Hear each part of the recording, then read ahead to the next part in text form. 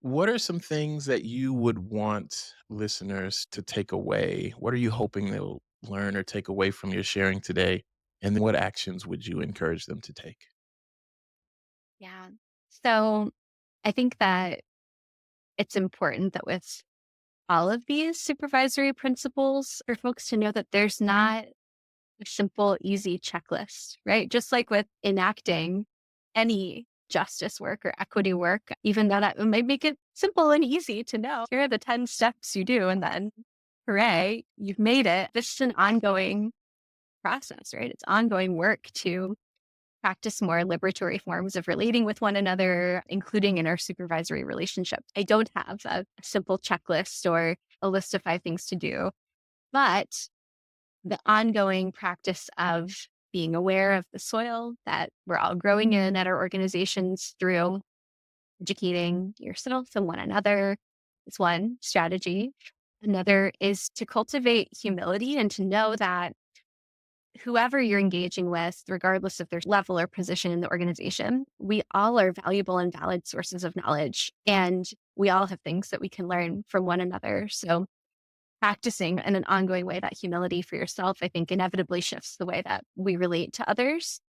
And then remembering that even though we all might feel disempowered in our organizations, we all have some power to um, make change or rectify injustice. So, remembering that folks who are supervisors, not just be aware of what their supervisees are facing, but can also play a role in trying to shift and change some of the circumstances, knowing that you may not see the changes. So I had a supervisee who was a gay man interested in building his family. And at the time, the institution where I worked had no paid leave for him. Like the way that paid family leave worked there is that you had to physically birth a child to get any paid leave. No other way of bringing a child into your family would get you paid leave. And talked about this during his hiring process. We talked about it during our one-on-ones because this was something he was really interested in.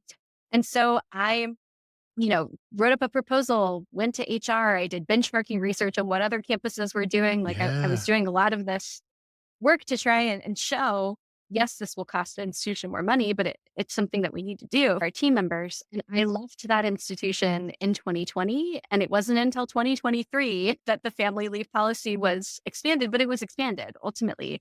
And it was many people's work set into that. But I think it can be disheartening at times in our institutions or organizations that are very resistant to change. But knowing that even some of the work that we do that might not see an immediate impact, even knowing that work is building on work that others have done and others are going to build on it when we go on, I think is an important reminder because until we have organizations where everyone feels like they can take the time off that they need to be well, that they have the healthcare that they need, that they are able to have a full life outside of work and any other caregiving responsibilities they have that they don't have to sacrifice those things for work. Until we have that at our institutions and organizations, we don't have equitable institutions or organizations. Even if those policies are beyond us individually as supervisors or as leaders, there are ways that we can still elevate those as issues that need to be addressed or changed. And so I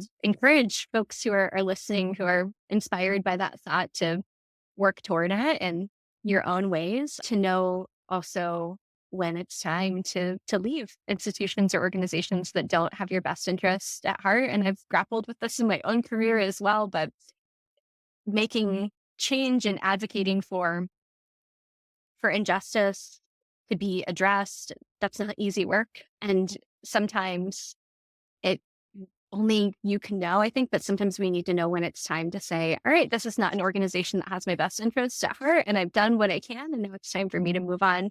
Know when that's right to do as well, I think is what I would leave folks with. But I'm often inspired by the words of Grace Lee Boggs, who says that we are the leaders that we've been waiting for.